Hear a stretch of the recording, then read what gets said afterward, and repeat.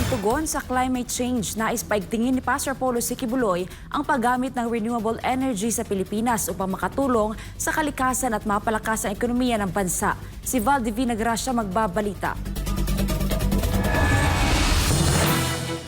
Isinusulong ng tumatakbong senador na si Pastor Apollo Sikibuloy ng The Kingdom of Jesus Christ na paigtingin ang mga regulasyon para mapalakas ang paggamit ng renewable energy tulad ng solar, wind, hydroelectric power at iba pa.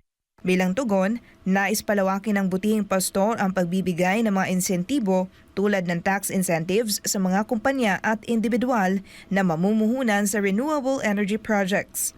Sa pamamagitan nito, matutulungan ang mga kumpanya na makapagbigay ng pangmatagalang serbisyo sa paggamit ng renewable energy na makatutulong din sa pagpapalakas ng ekonomiya ng bansa.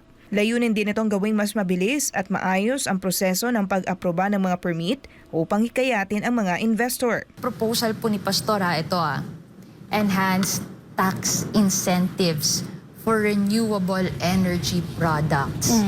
For example, may investor, willing siya mag-invest para sa, it's either hydroelectric power ba yan, geothermal ba yan, wind ba yan, solar energy ba yan, or anong renewable energy ba na kaya niyang i-invest, lalo na depende kung sa local community anong best doon, no? Siyempre, pag maraming tubig o malaking dam, merong ganong reservoir na kaya pang geothermal siya kasi common din yan sa Pilipinas.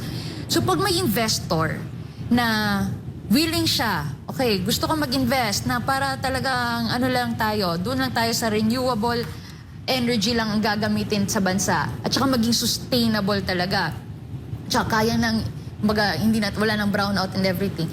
Number one, ang bibigay talaga na benefit ng gobyerno dapat para sa mga investors na katulad nito ay yung tax incentives and subsidies.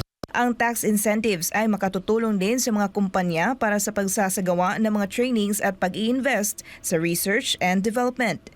Ito ay upang mas marami pang trabaho at oportunidad ang maibibigay sa bawat manggagawang Pilipino.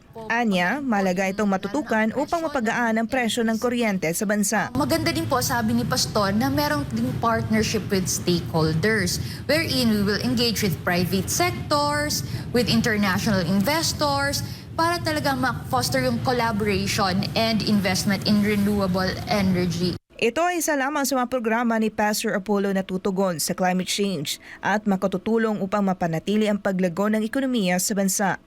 Maging sa The Kingdom of Jesus Christ, naging proyekto din ni Pastor Apollo Sikibuloy ang independent at self-reliant pagdating sa paggamit ng enerhiya. Kaya naman, napakahalagang proyekto ito sa kanya para mas mapalakas pa ang renewable energy sa bansa. Para sa Diyos at sa Pilipinas kong mahal, ako si Val Divina Gracia, SMNI News.